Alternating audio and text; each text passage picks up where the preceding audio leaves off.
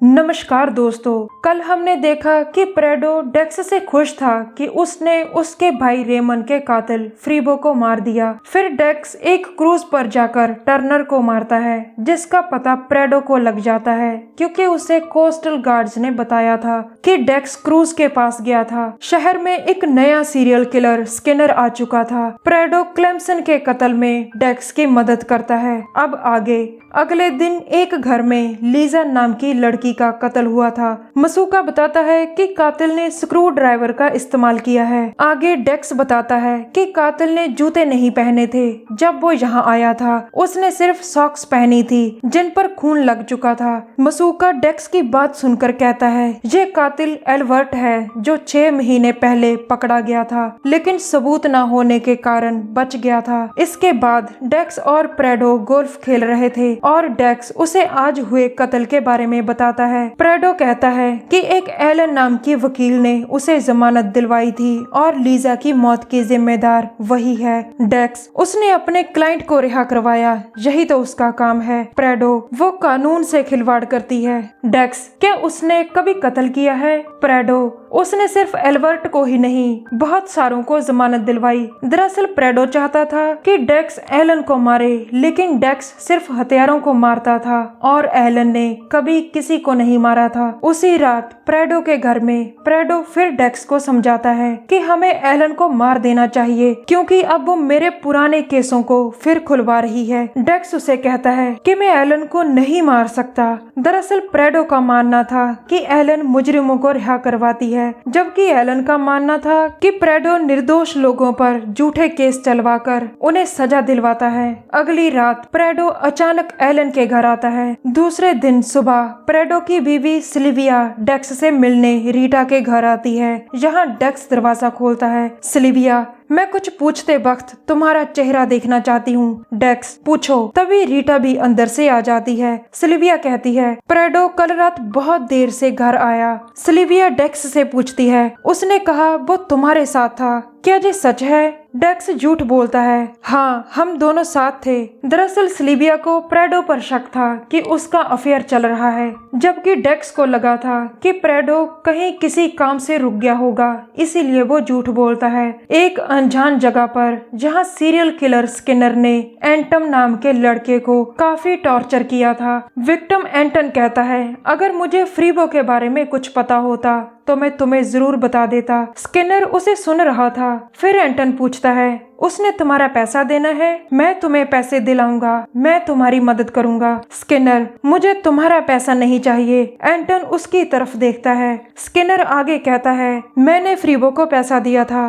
फिर वो कहता है अब बात भरोसे की है। ये कहकर स्किनर उसे मरने के लिए छोड़कर चला जाता है। पुलिस डिपार्टमेंट में मारिया एलन को फोन करने की कोशिश कर रही थी क्योंकि एलन ने अदालत में एक केस की सुनवाई मिस कर दी थी। मारिया का संपर्क एलन से नहीं हो पाता, यानी एलन गायब थी और ये बात डेक्स के कानों तक पहुंच जाती है। डेक्स मन में सोचता है कल रात प्रेडो भी देर से घर पहुंचा और कल रात से ही एलन गायब है जिसे वो मारना चाहता था। दरअसल डेक्स के दिमाग में एक शक पैदा हो चुका था और वो अपना शक हमेशा दूर करता है। अगले ही दिन डेक्स अकेले ही एलन के घर जाता है। घर के अंदर उसे फ्लोर पर खून के छींटे दिखते हैं। अब डेक्स का शक यकीन में बदल जाता है कि प्रेडो ने एलन को मारकर उसकी लाश कहीं छुपा दी है। अगले दिन पुलिस को एलन की लाश मिल जाती है। मसूका लाश देखकर बताता है कि इसने कातिल का मुकाबला करने की कोशिश की, लेकिन कातिल काफी ताकतवर था जिसने इसे चाकू से मार दिया। अब प्रेडो भी वहाँ आ जाता है और लाश को पुलिस के हाथ लगा देख डेक्स के पास आता है। वो डेक्स से जरूरत पड़ने पर मदद करने को कहता है, जिसका मतलब साफ था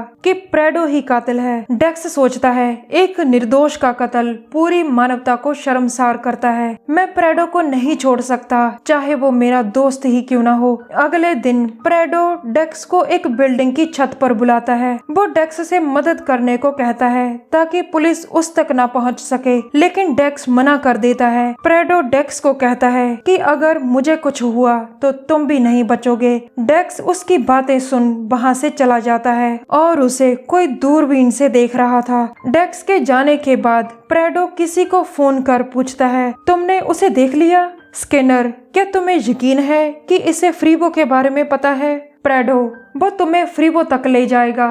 दरअसल प्रेडो स्किनर को पहले से जानता था और अब उससे डेक्स को मरवाना चाहता था। अगली रात प्रेडो मारिया के घर की तलाशी ले रहा था ताकि उसे पुलिस की छानबीन का पता लग सके। वो जैसे ही बाहर जाने लगता है तभी डेक्स आकर उसे बेहोश कर देता है, जो उस पर नजर रखे हुए था। किलिंग रूम तैयार था, जगह थी एलन का खाली पड़ा घर। प्रेडो मौत को करीब देख डेक्स से कहता है, मैंने तुम्हें अपने भाई जैसा माना था डेक्स, मैंने अपने सगे भाई को भी मार डाला था। इसके बाद डेक्स उसका गला एक तार से दबा देता है और प्रेडो मर जाता है। अगले दिन पुलिस डिपार्टमेंट में मसूका स्किनर के विक्टिम एंटन की स्किन की जांच करके बताता है कि एंटन की स्किन से तंबाकू का पत्ता मिला है। डेब और जॉय समझ जाते हैं कि स्किनर पुराने बंद पड़े तंबाकू के कारखाने में अपना काम करता है। दूसरी तरफ डेक्स अपनी शादी की तैयारी करने लग गया था और अपनी नई जिंदगी के बारे में सोच रहा था। उसी रात जब डेक्स एक दुकान से बाहर निकलकर जा रहा था तभी स्किनर पीछे से उस पर हमला कर उसे बेहोश कर देता है। अगले दिन